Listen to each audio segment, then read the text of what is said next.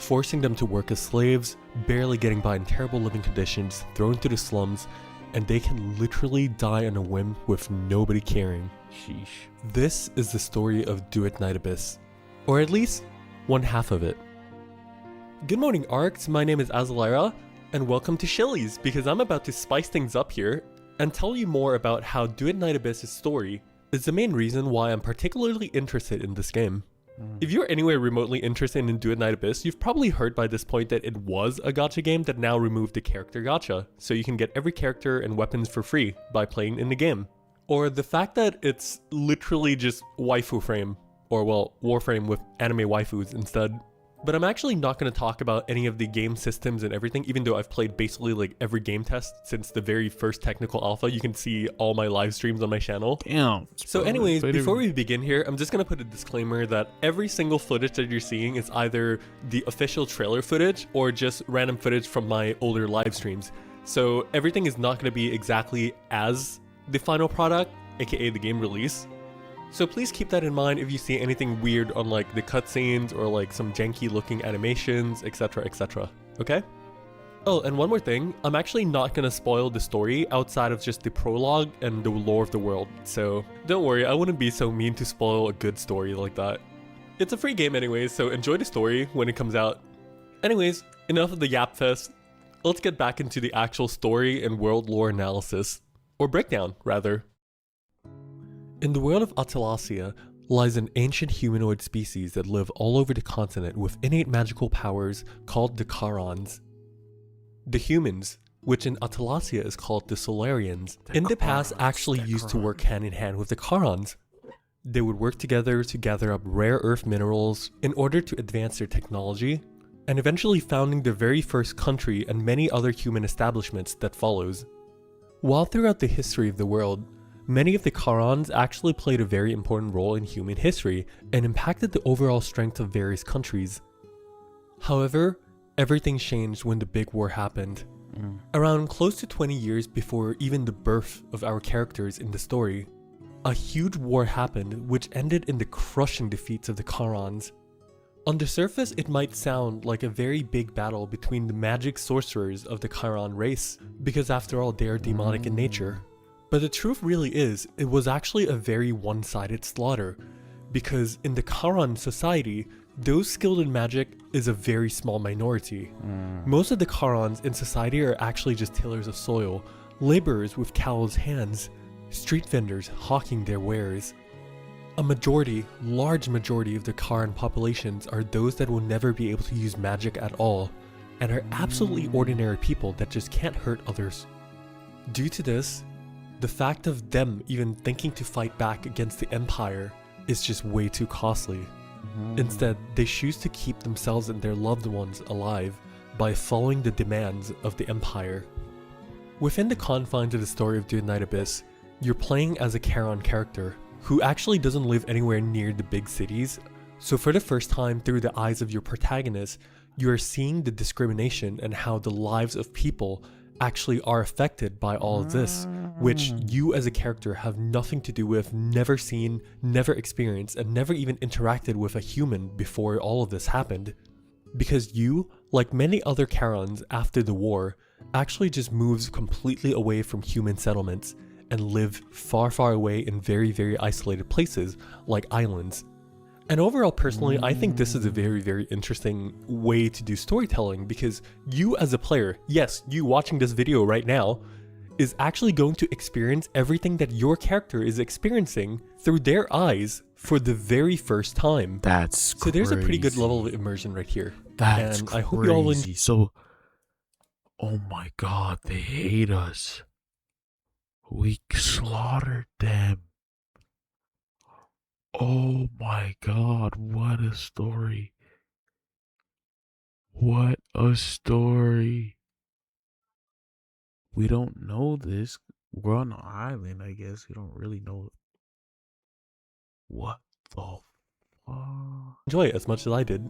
Anyways, the prologue, like the very, very first prologue of the DUET Night Abyss story, starts off where the Solarians attack the island in which you and your family lives. While everyone has already successfully evacuated, you and your sister are stuck there Because prior to the attack happening, you were out in the forest looking for food and resources literally just to make dinner. Instead of evacuating with everyone, your sister decides to stay behind and go into the forest to take care of you and look for you. Eventually, while you're escaping together, you got separated, and due to circumstances, led your sister to being captured by the Empire. The story picks up again where you, a small country bumpkin who barely knows how to Your sister got captured by the Empire. fight, goes into a big city in attempt to look for your lost sibling. There, you will learn many truths and understand that the world is actually not as it seems. A lot of things are just a matter of perspective, and after all, history is written by the victors. And well, that's the premise of one of the two parts of the main story, because one of the biggest draws of the story for DUET Night Abyss is the fact that you're actually watching the story from the eyes of two characters rather than one. So here in this case, after you finish the first main act of the game, you will switch perspectives from your Charon character to you actually playing as a human, a Solarian, who's actually a relatively high-ranking military officer within the Empire's army. And the two stories of the two characters are running parallel to each other. So from the perspective of the other character, you will get to see the Empire in a different way. This includes some of the characters that you have already painted as a quote-unquote antagonist or so from the perspective of your Charon character. Oh my gosh. No. Oh my gosh, bro. Nah, this story's crazy. Oh my gosh, bro. So picture y'all, man. Y'all need to get deep with it, bro. Picture like yo, you're like the cousin, like I don't even know. Picture like a super close friend. You've always grown up with this friend, and like you've always ate with him, and you're just friends with him. But then you come to find out, like all of a sudden, bro's been murdering villages, bro. Murdering entire villages and citizens and everything. The whole time, bro is like happiest go lucky guy ever. Now you're like conflicted. What? Oh my god. Now you're conflicted. What do? What the hell? The person that you thought was super nice, and then the person that you get to see them be like the most evil. Yo, this is actually crazy. To see the truth of what's happening within the Empire itself, and also learn about their perspectives on the matters of which I talked about earlier from the Charon's perspective. Crazy. Due to all these factors, this is just simply the reason why I really enjoy the story, world building, and lore of DUET Night Abyss, because it feels like there's just so much to digest, and you get a matter of two perspectives rather than just one side of the coin. Leaving you as the player here to sit in kind of the gray area between both perspectives, and then you can kind of decide on your own terms which side you kind of agree with more or side with more. Which I think will lead to just really interesting story and lore discussions in the future, which I would love to indulge in. Yo, Overall, I really imagine the community. The community getting like tilted, and then like they're all like they're getting like they're against each other. Like IRL type. Like what if it gets so big that they actually start to dislike each other IRL? Like serious. Like you chose this decision? Nah, man. I hope everything goes wrong for you. Like it's so crazy, yo. do hope that they kind of keep this like dark and kind of gray area kind of theme for the story, because I feel like this is just something that's really unique to DUET Night Abyss. And all I'm gonna say is that, hey, the writer got balls, and I respect that.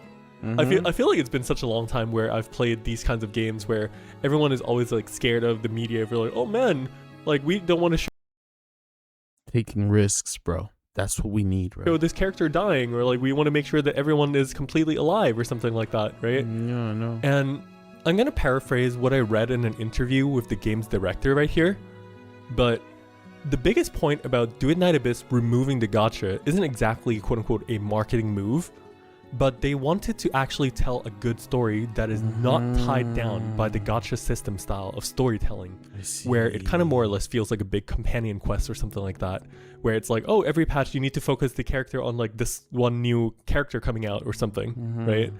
But yeah, he felt that it was a little bit too limiting in the end for the writers, and it's also a quote-unquote big complaint of players sometimes. So he thought it was a win-win situation, and so they tried to make a solution that will please everyone, which results in what we have now for the system of DUET Night Abyss. And one last thing that really stuck to me from this director is that he said, story-wise, they have a philosophy where you can't experience the true highs of happiness if you haven't already experienced the lows of sorrow. Yeah. So yeah, take that as you will, but I think that they're really going to go hard on the emotional side of the storytelling. And from what I've seen so far and played in, as I said, this is on track to be the best game made. On track to be the best game made, bro. Not afraid to take risks. Doing something a little different.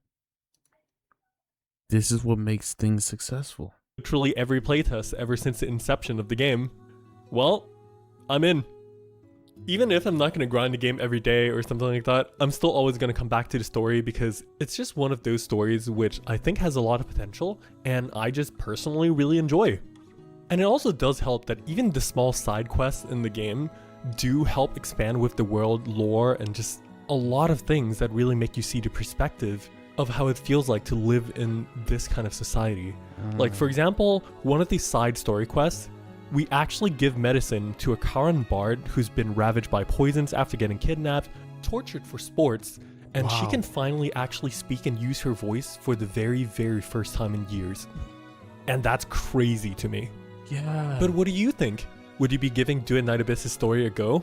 At the time? Bro, that's not even a question. Yeah. This is why I'm telling this, bro.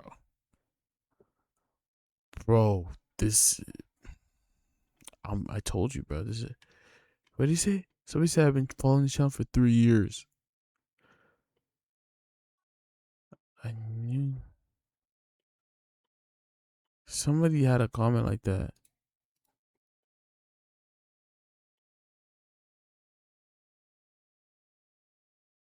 Anyways, all right, y'all. All right, I'm gonna head to sleep, man. That's it. We're, man.